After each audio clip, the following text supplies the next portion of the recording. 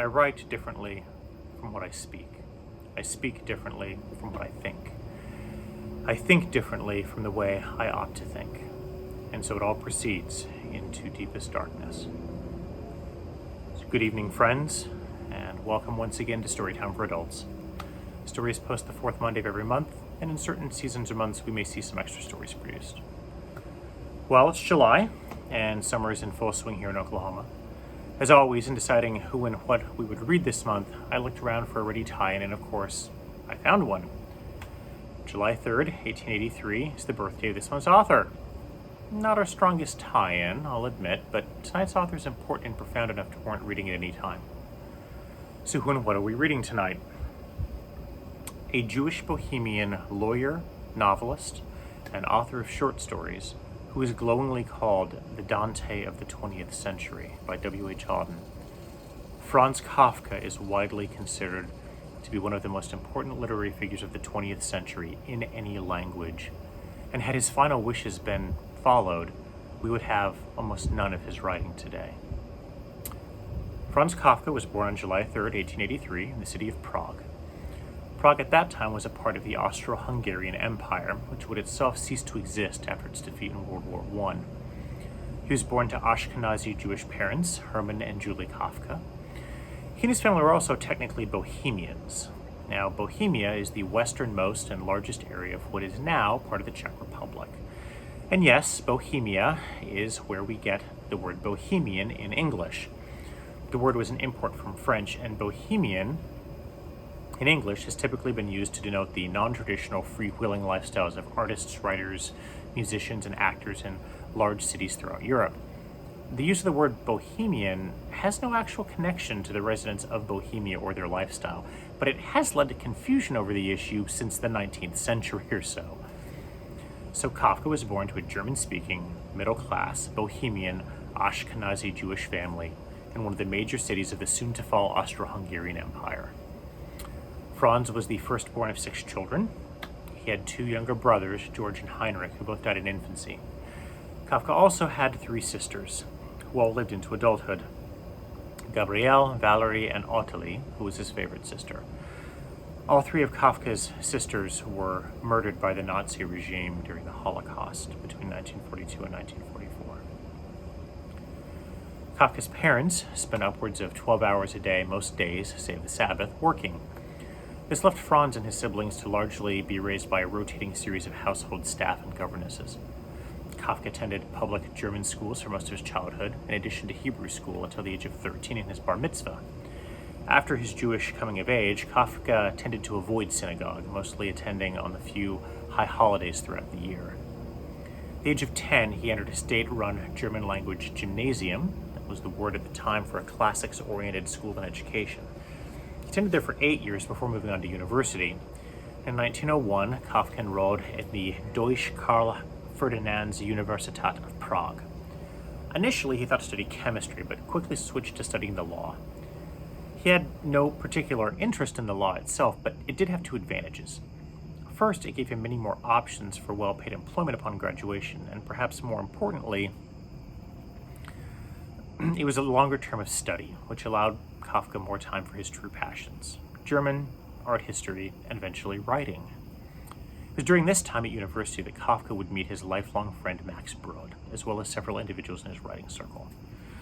After graduation, Kafka would work a variety of odd jobs, mostly for insurance firms as clerks of some sort.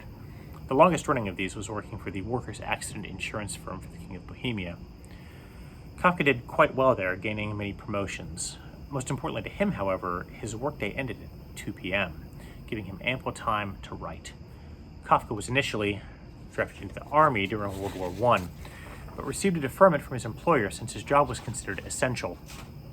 Later on, in 1917, he would attempt to enlist on his own.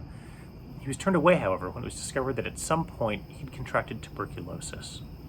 A year later, in 1918, his employer placed him on pension due to his illness, and he would spend the rest of his life in and out of various sanatoriums and countryside retreats. Kafka never married, but was engaged 2 or 3 times in his life and had numerous affairs, the last of which was with Dora Diamant, a 25-year-old kindergarten teacher from an Orthodox Jewish family. In late 1923, they moved to Berlin together, and Kafka concentrated again on his writing. This was not to last, however. By early 1924, Kafka's tuberculosis had worsened, and as a result, he returned to Prague from Berlin and eventually landed in a sanatorium outside Vienna. At this time, there was no real treatment for tuberculosis, so those with an active case of the disease were often prescribed rest and clean country air in the hopes that the infection would spontaneously abate. Now, tuberculosis, as most people know, is an infectious disease that typically affects the lungs. It can, however, affect almost any organ in the body. And in Kafka's case, it was not his lungs that was affected, but his larynx. The tuberculosis infection made talking, eating, and even eventually drinking increasingly painful. When Kafka finally died on June 3rd, 1924, just 1 month shy of his 41st birthday, it was from tuberculosis only in the broadest sense.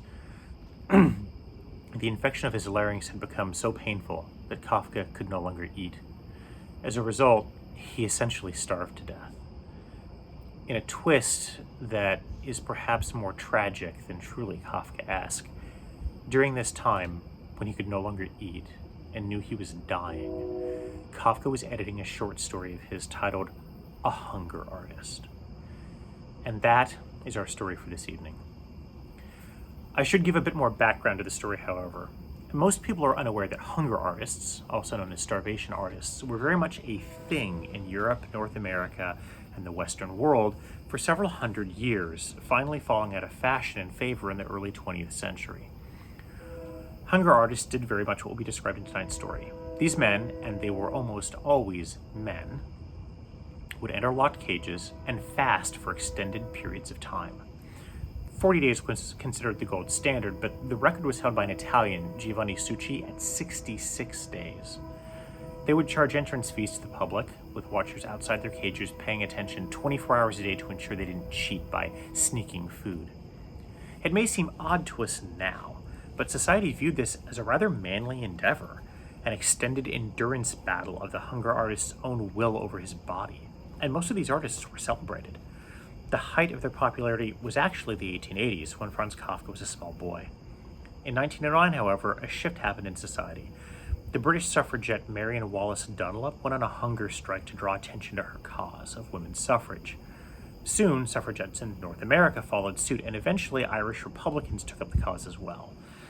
In the 1920s and throughout the 30s, Indian revolutionaries like Mohandas Gandhi were also going on hunger strikes.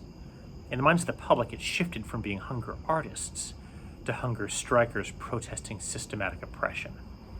It's worth noting that in 2003, the British magician David Blaine put on a hunger artist type exhibition in London inside a glass box suspended in public.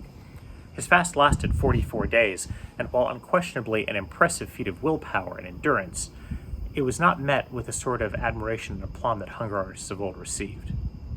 In Kafka's will, his best friend Max Brod was named the executor of his literary estate.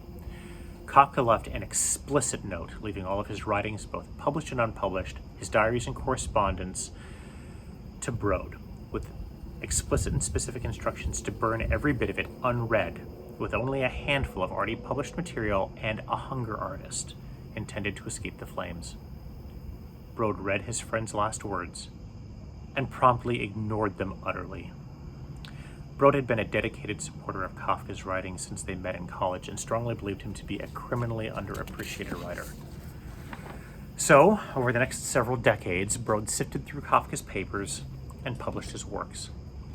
Most of Kafka's most well-known and deeply important works, The Metamorphosis, The Trial, and A Hunger Artist among them, were only published posthumously and much against Kafka's explicit wishes. And I must admit that this fact makes me a bit torn. I'm a strong believer in respecting the wishes of the dead, especially their final wishes, and yet it's quite literally impossible to imagine what world literature would look like today if Brod had followed through on Kafka's wishes. Authors as diverse as Nabokov, Jorge Luis Borges, and Albert Camus praised him, calling him a major and important influence. Today we talk about works of art being Kafkaesque, having a nightmarishly complex, bizarre, or illogical quality because of him and his writing. His writing and authorial voice are singular. One of his masterworks, The Trial, focuses on a man who's accused of a crime and who goes through the lengthy process of a trial without either the subject or the reader ever learning what he's been accused of. His protestations of innocence and ignorance are simply taken as further proof of his guilt.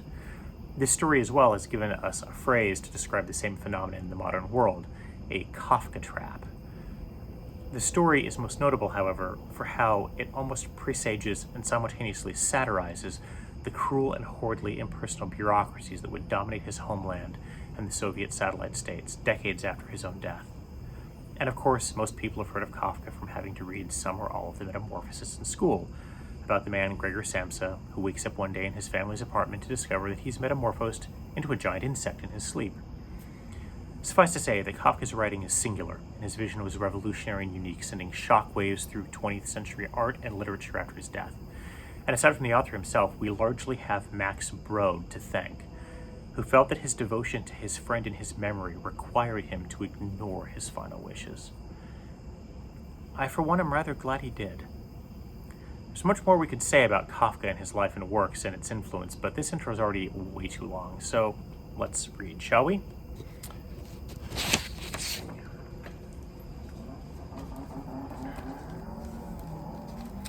A Hunger Artist by Franz Kafka. In recent decades, there has been a marked decline in the public interest in professional fasting. It was formerly very profitable to mount large, privately managed productions of this kind, while today this is entirely impossible. Those were different times. There was a time when the whole town was entranced by the Hunger Artist. During his fast, enthusiasm grew from day to day. Everyone wanted to see the Hunger Artist at least once a day. During the later stages, people would reserve special seats in front of the small barred cage all day long. There were even night exhibitions by torchlight for a more extreme effect. On fine days, the cage was carried out into the open, and then it was a particular treat for children to see the Hunger Artist. While for the elders, he was often mostly a joke in which they participated because it was fashionable. The children stood around in open-mouthed wonder, holding each other's hands for security, and watching as he sat on the ground, or sat on the spread-out straw, spurning even a chair, a pale figure in black tricoat, his ribs protruding hideously. Sometimes he nodded politely, answering questions with a forced smile, occasionally proffering an arm through the bars for them to feel how skinny it was, but then sinking down and retreating completely into himself, paying attention to nothing and no one, not even the all-important striking of the clock, which was the only piece of furniture in the cage, but staring straight ahead through narrowed eyes and taking an occasional sip from a glass of water to moisten his lips. Aside from the milling spectators, there were also constant teams of watchmen selected by the public. Oddly enough, these were butchers more often than not, whose task it was to watch the Hunger Artist night and day, 3 at a time, so that he did not partake of somehow secreted nourishment. This was nothing more than a formality to instituted to reassure the masses, because as initiates very well knew, during the period of the fast, the Hunger Artist would, under no circumstances, including duress, swallow the tiniest morsel. The honor of his profession forbade it. Of course, not every watchman was capable of comprehending this. Frequently, there were groups of night watchmen who were very lax in their duties and deliberately sat in a far corner absorbed in a card game, with the obvious intention of allowing the Hunger Artist the opportunity of a little refreshment, which they assumed he could procure from some hidden stash. Nothing was more hateful to the Hunger Artist than the watchmen like those. They made him miserable. They made his fast excruciatingly unbearable. Sometimes he was able to overcome his weakness enough to sing during their watch for as long as he could to show these people how unjust their suspicions were. This was of little use, however. They only wondered at his skillful ability to eat while singing. He very much preferred the watchmen who sat up against the bars and were not satisfied by the dim night lights in the hall, and so trained on him the beams of electric torches provided by the impresario. He was not at all disturbed by the harsh light, as he was unable to sleep in any case, and he could always doze off a bit, no matter the light or the hour, even when the hall was packed with noisy people. He was quite prepared to pass a sleepless night with such guards. He was happy to swap jokes with them, tell them stories of his nomadic life, and listen to their stories in turn. Anything to keep them awake.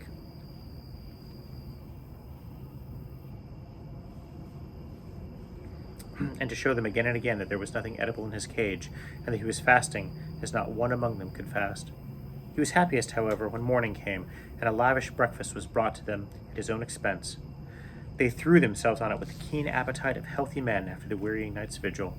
Of course, there were people who even misconstrued this breakfast as a bribe to the guards, but that was really going too far, and when asked if they would take over the night watch without breakfast just for the sake of the cause, they slunk away, but stuck to their insinuations nevertheless. But suspicions of this nature were inseparable from fasting. No one was capable of spending all his days and nights keeping watch over the hunger artist. Therefore, no one person could be absolutely certain from first-hand knowledge that the fast had truly been constant and flawless. Only the hunger artist himself could know that, and so at the same time, only he could be a satisfied spectator of his own fast. And yet for other reasons, he was never satisfied. Perhaps it was not just the fasting that emaciated his body to such a point that many people regretfully could not attend his demonstrations because they could not bear the sight of him. Perhaps he was so reduced through dissatisfaction with himself, for he alone knew what no other initiate knew, how easy it was to fast.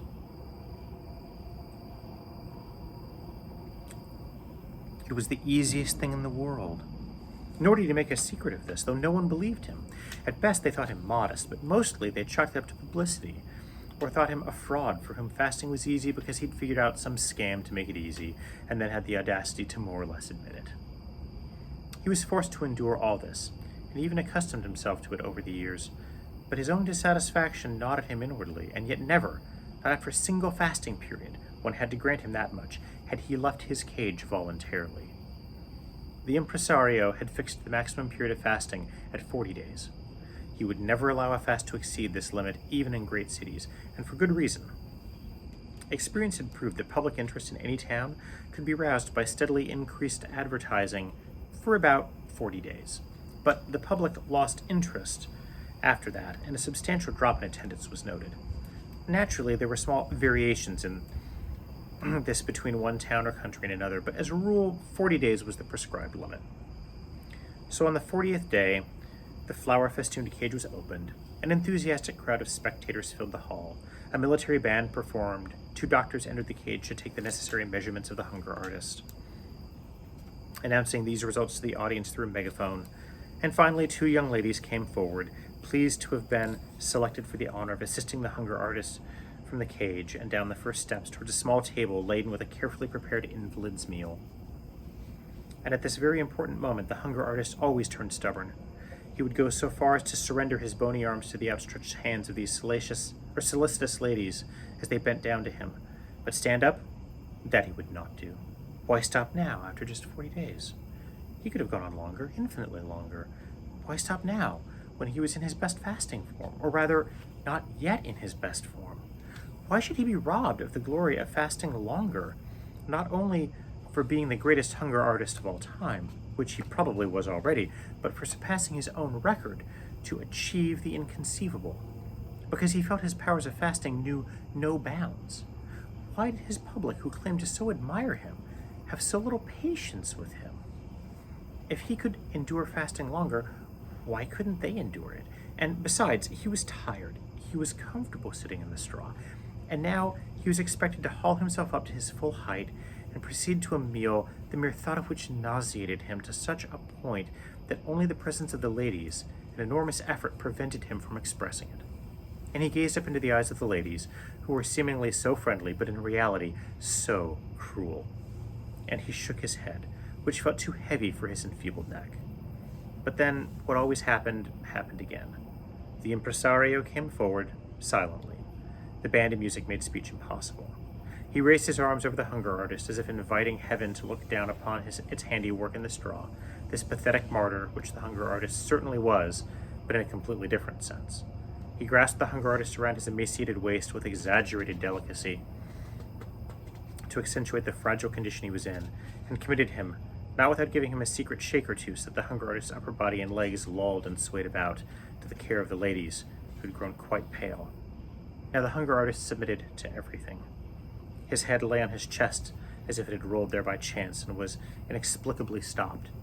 His body was hollowed out. Some instinct of self-preservation squeezed his legs tight at the knees, but they scraped the ground as if it were not the solid earth they sought, and the entire weight of his body, however modest, was supported by one of the ladies, who looked around for help, panting a little.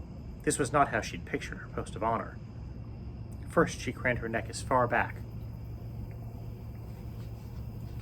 as she could to prevent her face from touching the hunger artist.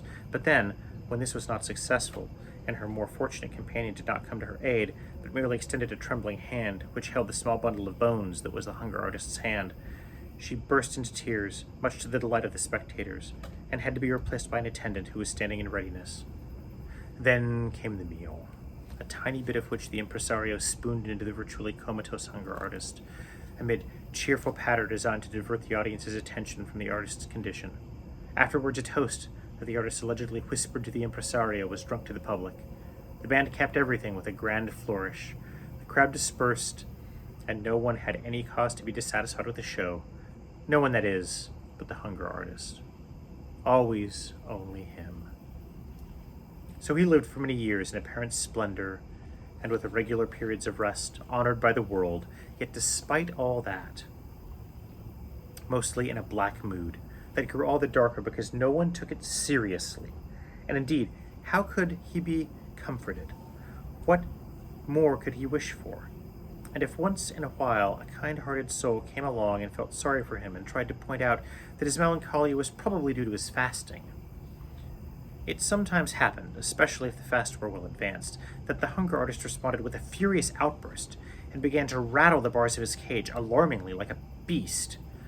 But the impresario had a method of punishment that he was fond of employing for these outbursts. He begged the assembled audience's pardon for the artist's behavior, which he admitted was to be excused only as an irritable condition brought on by the fasting, a condition incomprehensible to well-fed people.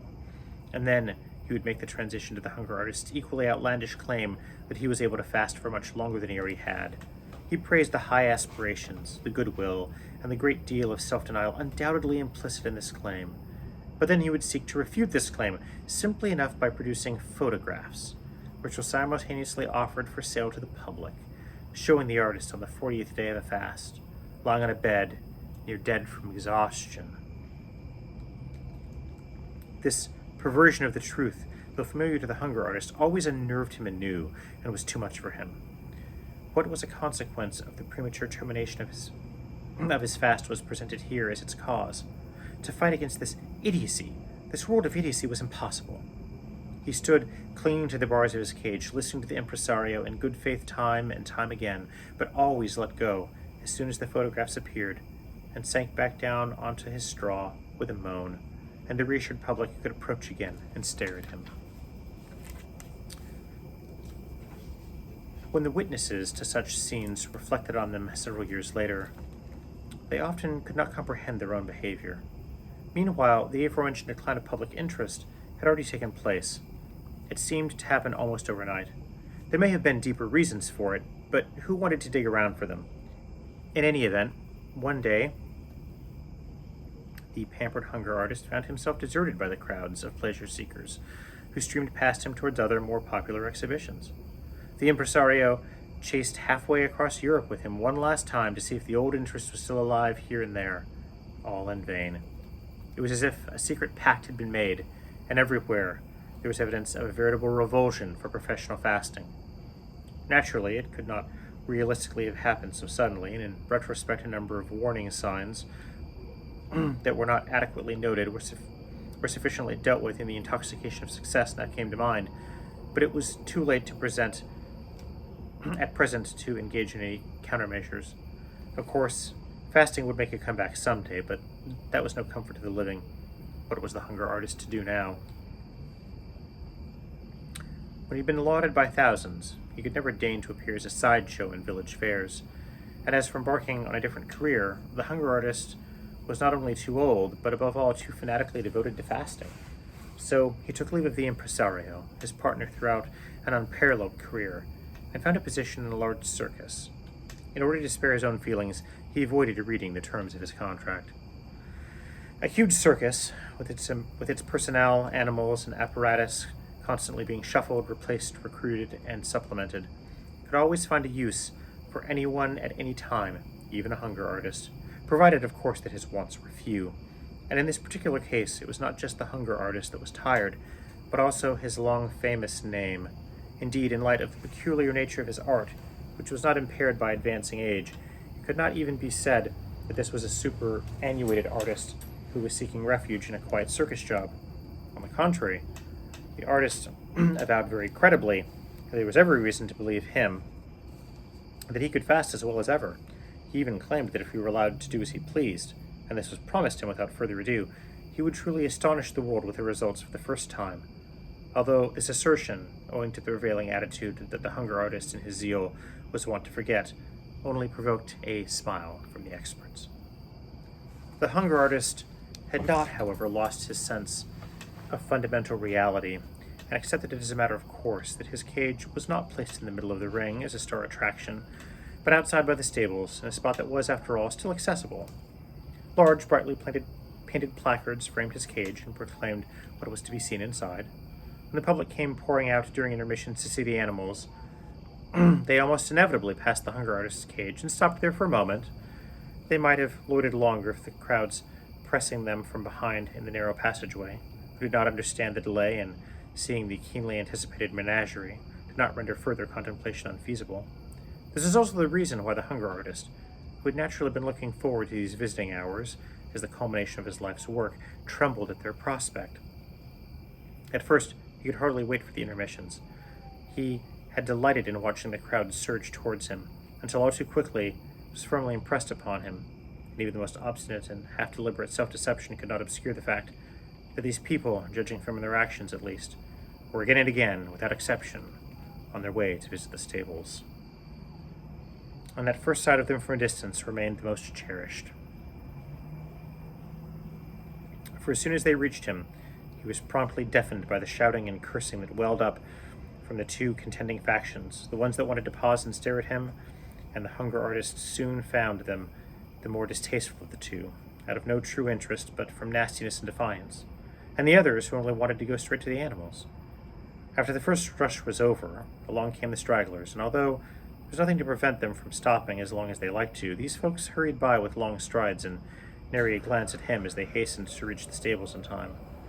And all too rarely he had a stroke of luck when the father of a family arrived with his children, pointed to the hunger artist, and gave a detailed explanation of the phenomenon, telling tales of earlier years when he had attended similar but far grander exhibitions. And the children, since neither their lives nor their schools had sufficiently prepared them for this, remained uncomprehending. What was hunger to them?